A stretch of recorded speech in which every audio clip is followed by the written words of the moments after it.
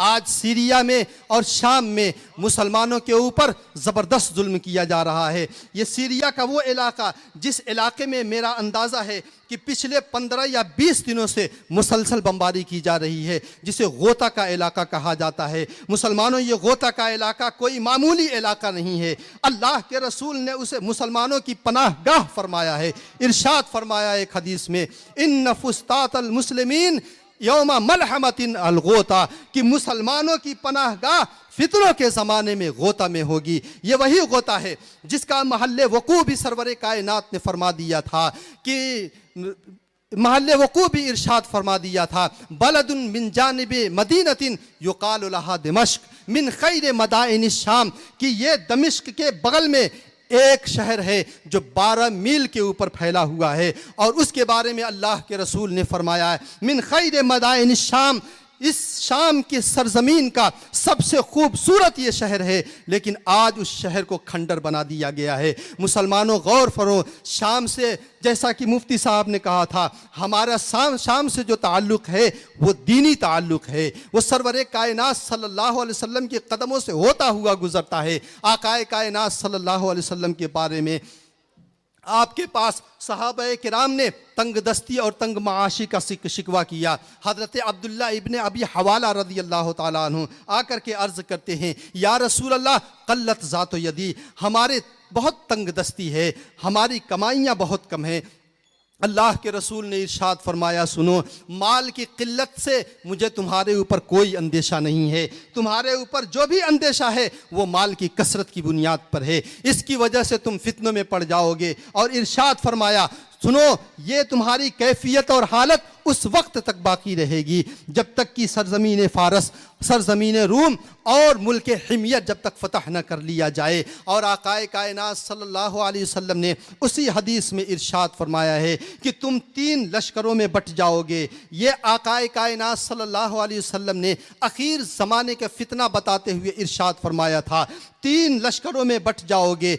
एक लश्कर मुल्क शाम में होगा, एक लश्कर यमन में होगा और एक लश्कर इराक़ में होगा। आकाए कायनात सल्लल्लाहु अलैहि वसल्लम से हज़रत इब्ने हवाला ने अर्ज़ किया, या रसूल अल्लाह कैफ़ तख्तारु लिया इन अदरकनी, अगर ये ज़माना मैं पा गया आप मेरे बारे में क्या इरशाद फरमाते हैं। अल्लाह के रसूल ने इरशाद फरमाया कि सुनो, अगर तुम्हें वो ज़माना मिल जाए तो तुम्हें न यमन जाने की ज़रूरत है न इराक़ जाने की ज़रूरत है। अल्लाह के रसूल ने इरशाद फरमाया, इल्हक़ बिश्शाम, शाम में जाकर के सुकूनत पजीर हो जाओ। और शाम के बारे में अल्लाह के रसूल ने यहाँ तक फरमाया है, फ़इन्नहु सफ़वतुल्लाहि मिन बिलादिही युहशरु इलैहि मिन इबादिही, अल्लाह तबारक व तआला का पसंदीदा और उसका चुनिंदीदा ये शहर है।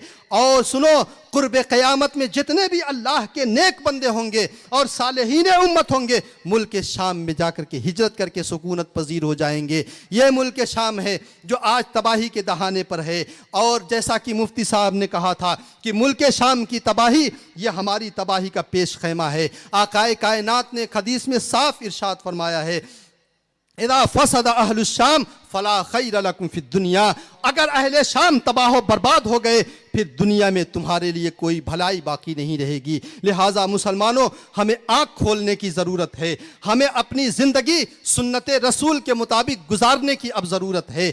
अब हमें अपने आपसी इख्तिलाफात को ख़त्म करने की ज़रूरत है। मसलहत अंदेशाना गुफ्तगू, मसलहत अंदेशाना कदम न उठाए जाएं, बल्कि शरीयत के तहफ़्फ़ुज़ के लिए अगर जान भी देने की ज़रूरत पेश आ जाए, जान भी दे दी जाए। क्योंकि मैं समझता हूँ इससे खूबसूरत और कोई ज़िंदगी नहीं है कि हमारी ज़िंदगी का आखिरी क़तरा भी शरीयत मुतहर्रा के तहफ़्फ़ुज़ के नाम पर बह जाए। आकाए कायनात सल्लल्लाहु अलैहि वसल्लम की ये शरीयत, अल्लाह तबारक व तआला उसका मुहाफ़िज़ है।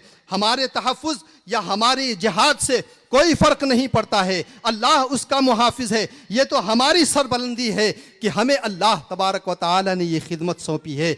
अगर हमने अपनी ज़िंदगी को सुन्नत रसूल के मुताबिक हम नहीं लेकर के आए तो कुरान पाक की वो आयत आप याद कर लें। अल्लाह के रसूल सल्लल्लाहु अलैहि वसल्लम के नाज़िल होने वाली किताब में अल्लाह ने इरशाद फरमाया है कि जब तुम में से या अय्युहल्लज़ीना आमनू मन यर्तद्द मिनकुम अन दीनिही फसौफ यातिल्लाहु बिक़ौमिन युहिब्बुहुम व युहिब्बूनहु अदिल्लतिन अलल मुमिनीन अइज़्ज़तिन अलल काफिरीन। अन करीब अल्लाह तबारक व तआला ऐसी कौम लेकर के आएगा जो अल्लाह तबारक व तआला को बड़ी महबूब होंगी और वो अल्लाह तबारक व तआला से बहुत मोहब्बत करते होंगे।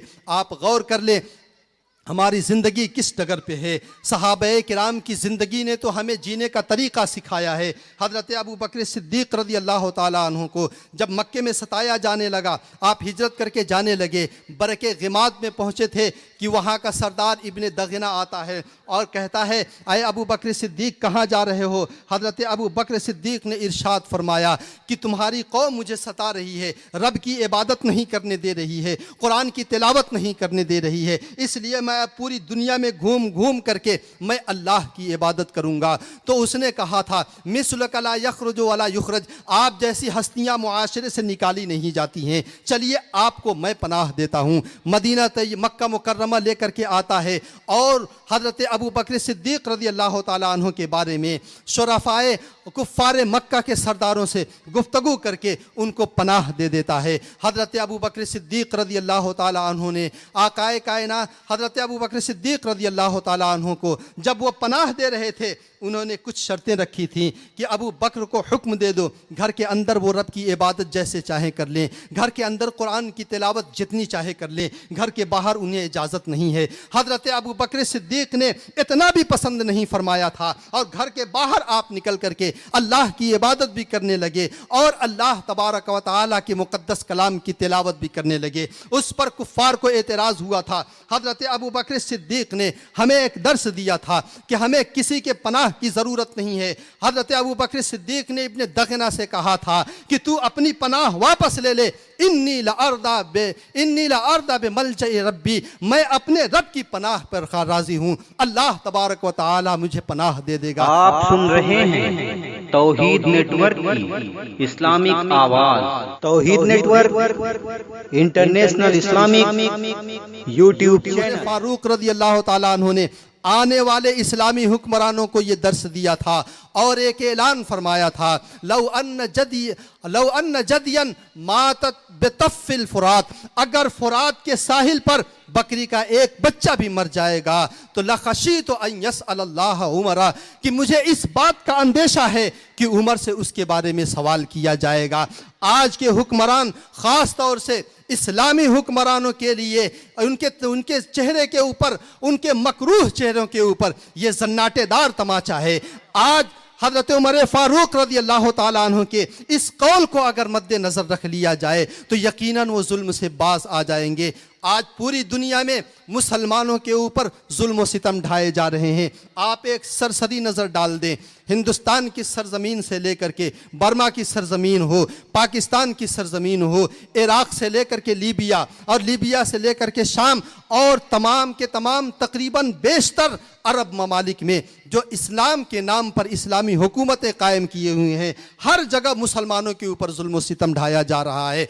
आखिर क्या बात है? वो हदीस याद आ रही है हज़रत सौबान रज़ी अल्लाह ताला अन्हु से। अल्लाह के रसूल सल्लल्लाहु अलैहि वसल्लम ने इरशाद फरमाया, कैफ़ या सौबान इज़ा तदाअ लकुम साइरुल उमम, ऐ सौबान उस वक्त तुम्हारा क्या आलम होगा जब पूरी दुनिया के लोग तुम्हारे ऊपर टूट पड़ेंगे। कमा तदाअल अकलतु अला क़सअतिहा, जैसे दस्तरखान पे रखे हुए एक खाने के प्याले के ऊपर तमाम लोग टूट पड़ते हैं, उसी तरीके से पूरी दुनिया की कौमें तुम्हारे ऊपर टूट पड़ेंगी। हज़रत सौबान ने अर्ज़ किया था, या रसूल अल्लाह व मिन क़िल्लतिन यौमइज़िन नहनु, उन दिनों हमारी तादाद कम होगी, वरना हमारी आंखों में आंखें मिलाकर के बात करना किसे आता है। हम तो जब 313 थे उस वक्त भी हमने 1000 लोगों के दांत खट्टे कर दिए थे। अल्लाह के रसूल ने इरशाद फरमाया था, नहीं ऐ सौबान उस वक्त तुम्हारी तादाद कम नहीं होगी, बल्कि अल्लाह के रसूल ने फरमाया था, अंतुम यौमइज़िन कसीर, उस वक्त तुम्हारी तादाद बहुत ज़्यादा होगी। लाकिन्नकुम गुसाउन का गुसाइस सैल, लेकिन तुम खसो खाशाक के मानिंद होगे कि जिसको सैलाब बहा ले जाता है उसी तरीके से कोई भी कौम उठेगी वो तुम्हारे ऊपर जुल्म सितम करके तुम्हें दबा डालेगी। आखिर उसकी वजह क्या है? अल्लाह के रसूल सल्लल्लाहु अलैहि वसल्लम ने इरशाद फरमाया था, उसकी वजह यह है कि तुम्हारे रोब दुश्मनों के दिलों से निकाल दिए जाएंगे और तुम्हारे दिलों में दुश्मनों का रोब डाल दिया जाएगा। अल्लाह के रसूल ने फरमाया है कि तुम्हारे दिलों में वहन पैदा कर दिया जाएगा। सहाबा ने अर्ज किया, या रसूल अल्लाह, मा हादल वहन, ये वहन क्या चीज़ है?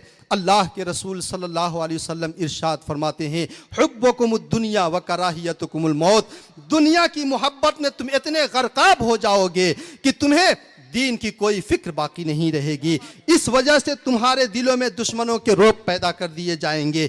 आज देख लीजिए, आज हम दुश्मनों से डरते हुए नजर आते हैं, जबकि सरवरे कायनात सल्लल्लाहु अलैहि वसल्लम के अगर हम नबी मानते और आपके ऊपर हमारे कमाल ईमान का ये कमाल ईमान का तकाजा है कि सरवरे कायनात सल्लल्लाहु अलैहि वसल्लम की एक एक हदीस को हम अपने सीने से लगा लें और हक जाने। आकाए कायनात सल्लल्लाहु अलैहि वसल्लम हज़रत अब्दुल्लाह इब्न अब्बास रज़ी अल्लाह ताला अन्हु से इरशाद फरमाते हैं, या बुनैया, अय मेरे बेटे, बेटे तो नहीं थे, भतीजे लगते थे, बेटे नहीं बल्कि चचाजाद भाई लगते थे, लेकिन छोटे होने की बुनियाद पर अल्लाह के रसूल ने इरशाद फरमाया था, या बुनैया, अय मेरे बेटे, लौ अन्नल उम्मत इज्तमाअत अला अन यदुर्रुका ला यदुर्रुका इल्ला मा कतबल्लाहु अलैक वलौ अन्नल उम्मत इज्तमाअत अला अन यनफउका ला यनफउका इल्ला मा कतबल्लाहु लक।